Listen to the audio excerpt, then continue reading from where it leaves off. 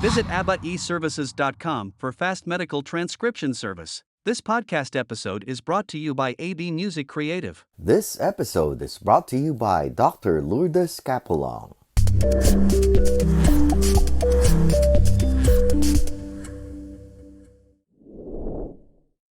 Now, with regard to your night practice, what type of patient client would you be welcoming with regard to that?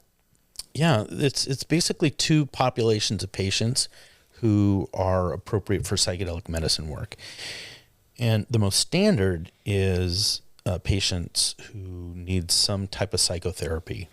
So talk therapy is an interesting thing because talk therapy, when you find an in and you can get into a patient's subconscious, yes, you can really latch on. You can really, and mine deeply into that patient's psyche and find some injuries, find some traumas, right, and pull them out to work with them, and right, the patient can feel better. But the main problem with talk therapy is that the issues that brings a patient into a psychotherapist's office are subconscious issues.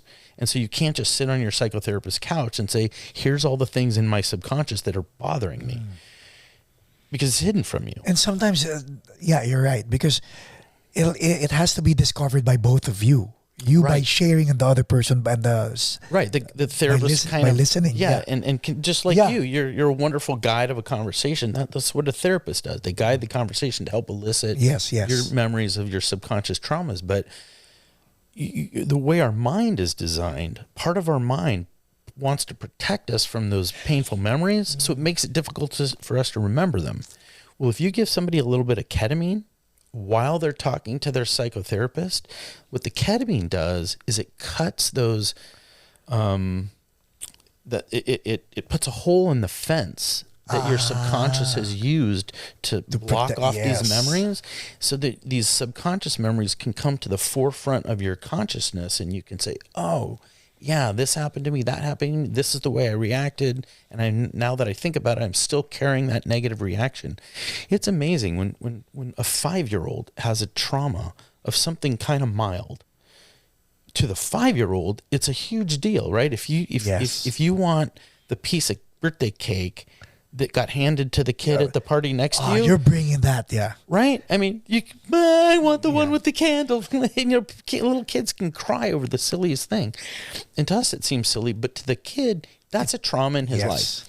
And if it doesn't get processed properly at the age of 5, then you can create this psychological dysfunction that stays with you, and it doesn't.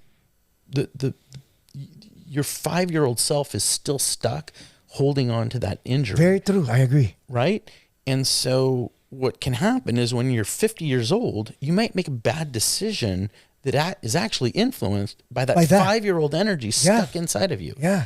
And with ketamine, a person can much more easily look inside themselves and identify these different parts that are frequently injured. And you can talk to these parts and talk to that 5-year-old, and you can say, hey, you know what? Paco was okay that day. He actually enjoyed his piece of cake that he got, and he's not 5 years old anymore. He's a successful band guy, and he has a successful podcast, and he's doing great. And that part can go, oh, you mean I don't have to play this role? I don't have to create this dysfunction in Paco's life and anymore? This is going on while under the influence of ketamine, right? Exactly. Okay. And then when that little part inside of you that's causing some pain because it's reacting to an unresolved trauma, when it realizes that trauma is no longer hurting you, then it stops conducting its dysfunctional behavior. Question is when is it when the experience subsides? I wouldn't say when the high subsides, but when the experience subsides, is there a shift inside that with regard? That's what I wanna. I'm curious to know. Will it shift? Because you're putting a hole in the fence. The opportunity is there because of the ketamine and the experience. But when the experience subsides, when that hole closes, are you able to fix what's inside, what's behind the fence? Well, not only do you fix what is behind the fence, but that lesson that you learned by fixing stays with you. And maybe the fence is not even there anymore because Yeah, that's a good analogy. Yeah, over time, the fence just sort of slowly there's goes nothing away. to protect, right? Exactly. You know, I imagine childhood traumas as things that our protector mechanism creates a little closet for, and then takes that memory and puts it in the closet, and Yes. then closes the door, locks the door, and then pushes a cabinet and goes, okay, my work's done. That memory's stuck in there and it's never going to bother me again. But that's not what happens. These painful childhood traumas pop out at the worst time possible, like when we're stressed or Right. under fear or threat. And that little 5-year-old pops out and goes, I've got this. And then it does something very dysfunctional. But if you can kind of make peace with all those little parts that are causing these dysfunctions in your life, then your whole sense of well-being goes up a notch, like a big notch.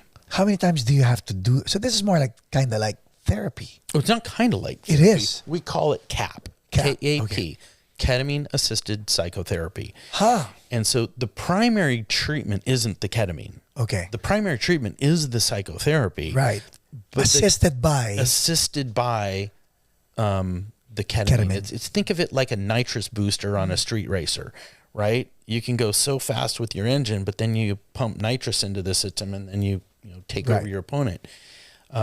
Adding ketamine is like a lubricant for Right. your subconscious to start moving the gears in a way that your conscious mind can start working with.